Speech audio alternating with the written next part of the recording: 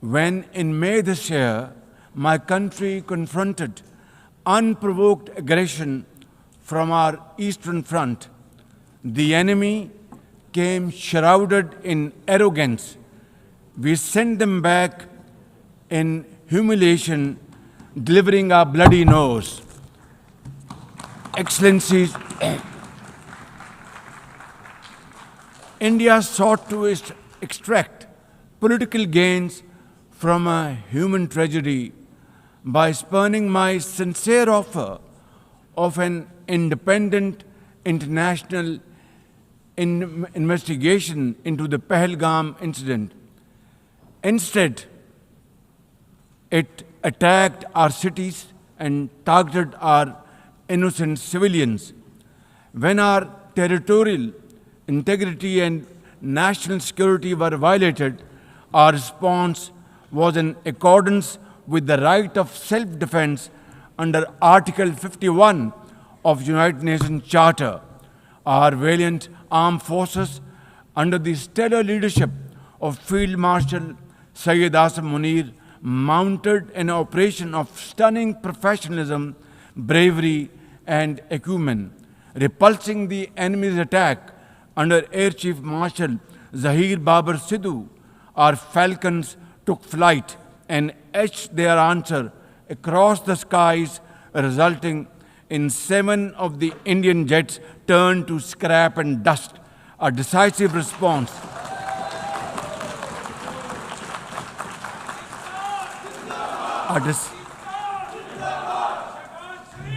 A decisive response to the aggressor that will echo through the annals of history.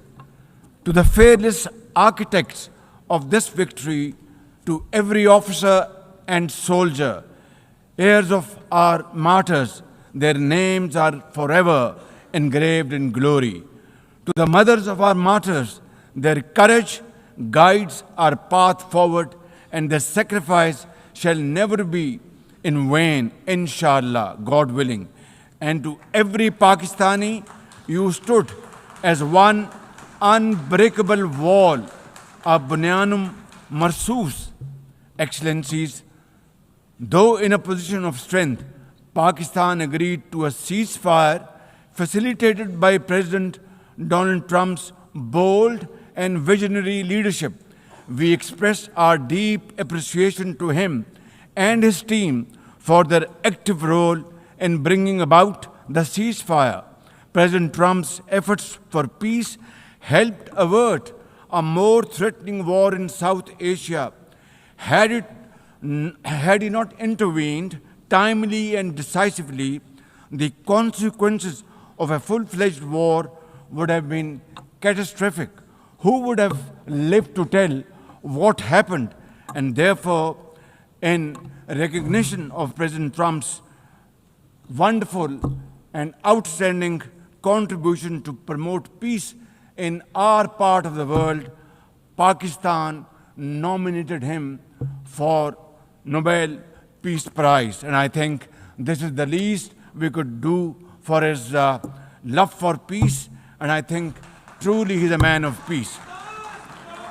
Ladies and gentlemen, we're also grateful to our friends and partners, including China, Turkey, Saudi Arabia, Qatar, Azerbaijan, Iran, UAE, and of course, UN Secretary General for extending their diplomatic support to Pakistan at this crucial time.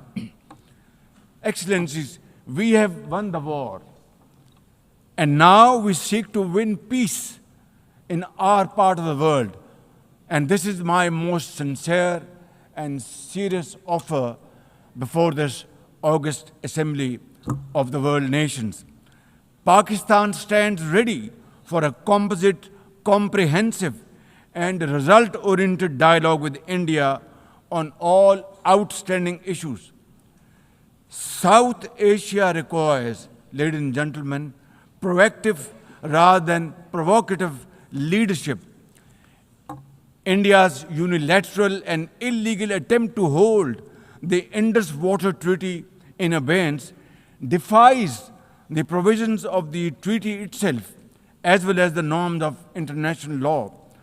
Pakistan has made it abundantly clear, and let there be no doubt once again in anybody's mind, as I said last year in this hall, from this podium, we will definitely and ardently defend, inshallah, the inseparable right of our 240 million people on these waters.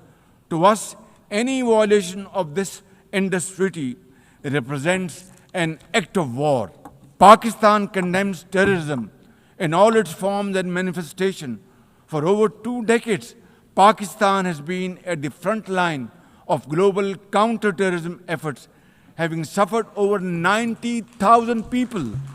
We lost 90,000 people of our country, babies, children, mothers, sisters, brothers, elderly people, doctors, engineers, and also suffered economic loss of $150 billion.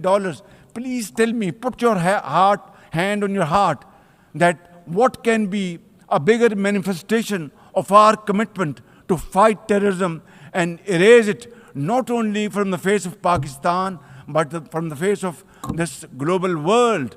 And I believe a man killed in New York is a man killed in Lahore, a man killed in Islamabad is a man killed in London. It's a global village. So I think unless and until terrorism is defeated hands down. Madam President, Excellencies, while asserting our rights, we must also firmly face up to threats.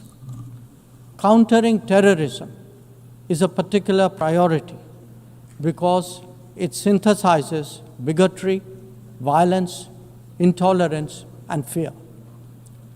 India has confronted this challenge since independence, having a neighbor that is an epicenter of global terrorism. For decades now, major international terrorist attacks are traced back to that one country. UN's designated lists of terrorists are replete with its nationals. The most recent example of cross-border barbarism was the murder of innocent tourists in Pahalgam in April this year. India exercised its right to defend its people against terrorism and brought its organizers and perpetrators to justice.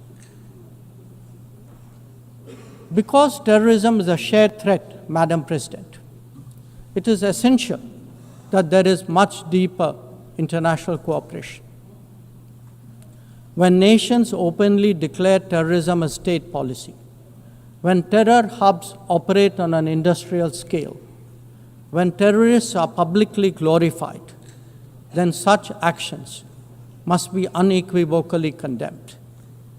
The financing of terrorism must be choked, even as prominent terrorists are sanctioned. Relentless pressure must be applied on the entire terrorism ecosystem. Those who condone nations that sponsor terror will find that it comes back to bite them.